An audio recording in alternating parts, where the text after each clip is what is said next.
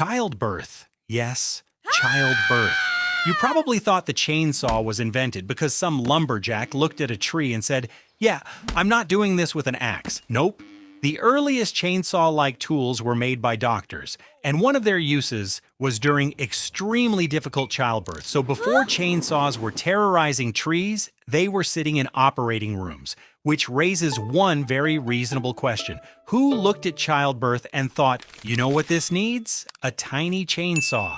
Welcome to the late 1700s. Medicine at the time was basically humanity saying, we have some ideas. C-sections were incredibly dangerous. Anesthesia as we know it didn't exist yet.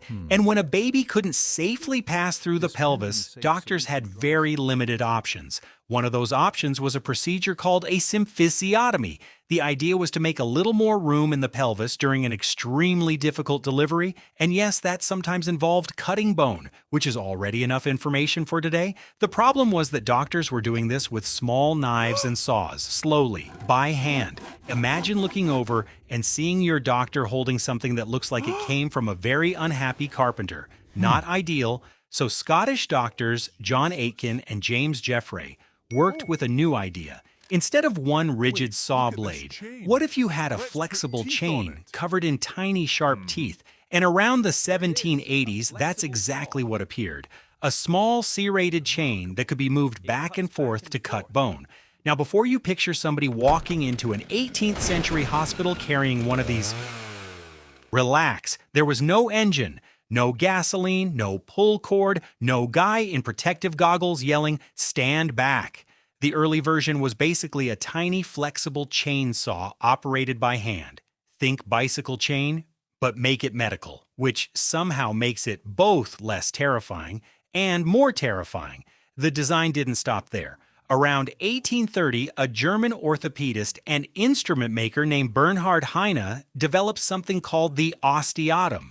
This looked much more like the ancestor of the chainsaw we recognize today. It had a chain of small cutting teeth moving around a guide, powered by turning a handle. Basically, chainsaw mechanics minus the forest. For much of the 1800s, chainsaws remained surgical instruments. Meanwhile, trees everywhere were enjoying what they probably assumed was permanent safety. They were wrong, because eventually people realized, wait a minute, if a moving chain covered in sharp teeth can cut bone, what happens if we make it enormous? Bad news for trees. By the late 1800s, inventors were experimenting with chain-driven machines for cutting wood. Then, in the early 1900s, Samuel J. Benz of San Francisco patented an endless chainsaw designed for timber. And from there, things escalated quickly. Chainsaws became portable, engines were added. They became lighter, faster, louder, and eventually turned into the machine we know today. So the chainsaw didn't begin with a lumberjack trying to defeat a giant tree.